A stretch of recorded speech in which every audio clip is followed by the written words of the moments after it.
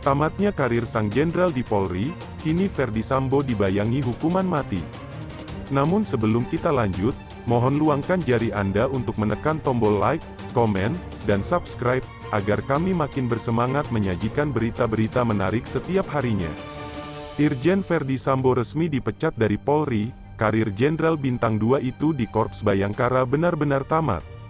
Sempat tak terima atas pemecatan dirinya, Sambo mengajukan banding melalui Komisi Kode Etik Polri, KKEP. Namun, sidang KKEP menolak bandingnya.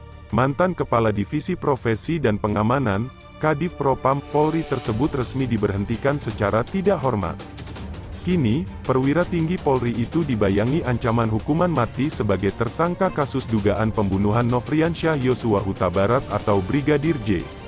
Karir Moncer Sambo sedianya mengukir karir Moncer selama berkiprah hampir 3 dekade di kepolisian, dia bahkan disebut-sebut sebagai Jenderal Bintang 2 termuda. Pria kelahiran Baru, Sulawesi Selatan, tanggal 19 Februari tahun 1973 itu merupakan lulusan Akademi Kepolisian, Akpol, tahun 1994. Sambo berpengalaman di bidang reserse. Tahun 2010 dia menjabat sebagai Kepala Satuan Reserse Kriminal, Kasat Reskrim, Polres Jakarta Barat. Karirnya terus menanjak hingga tahun 2012 ditunjuk sebagai Kapolres Purbalingga. Setahun setelahnya, dia menjabat sebagai Kapolres Brebes.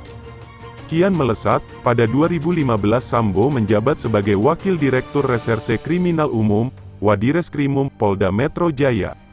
Dia juga sempat dipercaya menjadi Kepala Subdirektorat Kasubdit 4, lalu Kasubdit 3 Direktorat Tindak Pidana Umum di Tipidum, Bareskrim Polri pada 2016. Lalu, tanggal 16 November tahun 2020 Sambo mulai menjabat sebagai Kepala Divisi Propam Polri. Siapa sangka, ini merupakan jabatan terakhirnya sebelum didepak dari Polri. Sepanjang kariernya, Sambo pernah terlibat dalam pengungkapan sederet kasus besar seperti bom Sarinah Tamrin, 2016 kasus kopi mengandung sianida, 2016 kasus surat palsu tersangka Joko Chandra, 2018 hingga kebakaran gedung Kejaksaan Agung RI tahun 2020. Dinonaktifkan lalu dicopot kasus kematian Nofriansyah Yosua Huta Barat atau Brigadir J menjadi awal mula runtuhnya karir Sambo di institusi Bayangkara. Kasus ini pertama kali terungkap pada tanggal 11 Juli tahun 2022. Narasi yang beredar di awal, Brigadir J tewas setelah terlibat baku tembak dengan Richard Eliezer atau Baradae di rumah dinas Sambo di kawasan Duren 3, Jakarta Selatan, Jumat tanggal 8 Juli tahun 2022. Mulanya disebutkan bahwa peristiwa itu berawal dari dugaan pelecehan Brigadir J terhadap istri Sambo, Putri Chandrawati. Imbas kasus ini, Sambo dinonaktifkan dari posisi Kadif Propam Polri pada tanggal 18 Juli tahun 2022, selang 2 minggu tepatnya tanggal 4 Agustus tahun 2022, dia resmi dicopot dari jabatannya. Bersama dengan 9 anggota kepolisian lainnya, Sambo dimutasi sebagai perwira tinggi, Pati, Pelayanan Markas, Yanma Polri. Seluruhnya diduga melanggar kode etik karena tidak profesional dalam menangani kasus kematian Brigadir J.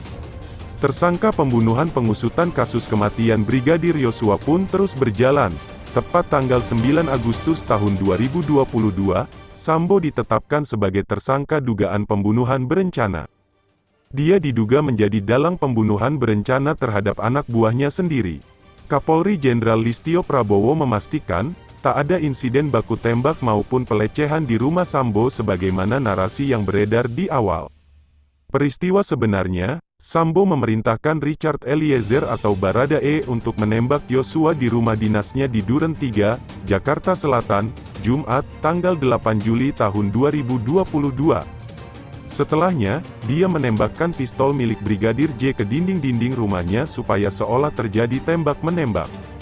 Untuk membuat seolah-olah telah terjadi tembak-menembak, saudara FS, Ferdy Sambo, melakukan penembakan dengan senjata milik senjata J, Yosua, ke dinding berkali-kali untuk membuat kesan seolah telah terjadi tembak-menembak, terang Sigit dalam konferensi pers, Selasa, tanggal 9 Agustus tahun 2022. Sebelum Sambo, Baradae sudah lebih dulu menjadi tersangka. Selain itu, Ajudan istri Sambo bernama Ricky Rizal atau Bribka RR serta asisten rumah tangga, Art Sambo, Kuat Ma'ruf, juga ditetapkan sebagai tersangka. Menyusul Sambo, pada Jumat, tanggal 19 Agustus tahun 2022, giliran istri Sambo, Putri Chandrawati, yang ditetapkan sebagai tersangka kasus ini. Kelimanya disangkakan perbuatan pembunuhan berencana dan dijerat pasal 340 subsider pasal 338 junto pasal 55 dan pasal 56 Kitab Undang-Undang Hukum Pidana, KUHP. Ancaman pidananya maksimal hukuman mati, penjara seumur hidup, atau penjara selama-lamanya 20 tahun. Mungkin itu saja yang dapat kami sampaikan. Jika ada salah kata mohon dimaafkan, karena kesalahan datang dari saya pribadi, yang tak luput dari salah dan dosa.